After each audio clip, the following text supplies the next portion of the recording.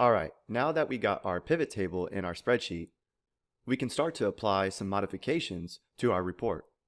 So in the previous video, when we checked cells, by default, Excel automatically added to the values box, and then summed all the values to get the total amount of cells. Well, the reason why it did that is because Excel knows that the cells column has numeric data. So Excel assumed that we wanted to sum those values. But let's say that we dragged one of our fields in the values box that only included text values. What will Excel do then? Well, let's try it out. Let's uncheck the cells and the product ID, and this time we can drag product ID to the values box. So instead of Excel automatically applying a sum, it applied a count, because we can't sum text values. And up here in our report, it shows that the total count of all the products combined is 99. And if we wanted to see the count for each unique product ID, we can drag the product ID to the rows box as well. So let's do that. Now in our pivot table, we can see the count of each product ID. Now let's change this pivot table back to where we could see the total cells for each product ID. We can remove the product ID out of the values box by just clicking and dragging up. And then to get the cells back in there, we can click cells and drag it to the values. And once again, since the cells column has numeric data in it, Excel automatically applied a sum for our cells. So currently in our report, our cells column has no formatting applied to it. So it's a little bit hard to read these values. But luckily, we can apply number formatting to our report just like how we can format cells within our worksheet. So to do that, we can come down to the sum of cells in our values box, give it a left click, and select Value Field Settings. And in our pop-up window, we can select Number Format. And since we are dealing with money, I'm going to select the currency format. And then we can click OK. OK again. Now in our pivot table, the sum of cells column has the currency format.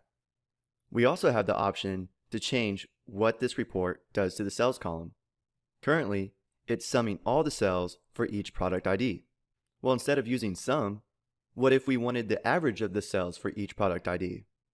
So to change that, we can left click our sum of cells in our values box, go back to Value Field Settings, and in our pop-up window, we have the choice to sum, count, average, max, min, and so on. So if we wanted to average our cells, we can select average and click OK. Now our pivot table is averaging the cells for each product ID. I'm going to press Ctrl Z on my keyboard to undo that action to get back where our pivot table is summing the cells for each product ID. Now let's take a look at our data set. We have this units column that shows how many units were sold for that product ID. So if we wanted to make our report a little bit more detailed, we can include the total units sold for each product. So what we have to do is click anywhere back inside of our pivot table, and then we can select our units and drag it to the values box. Now our pivot table shows the total cells and the total amount of units of each product ID.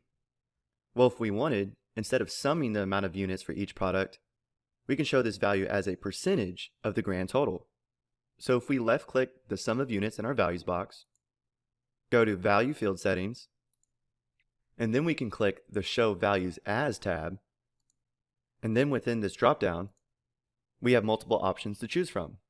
And for our example, we can select percent of grand total. Then click OK. Now our pivot table is showing the percentage of how many units were sold for each product ID. And currently in our pivot table, it is sorting by the product ID alphabetically.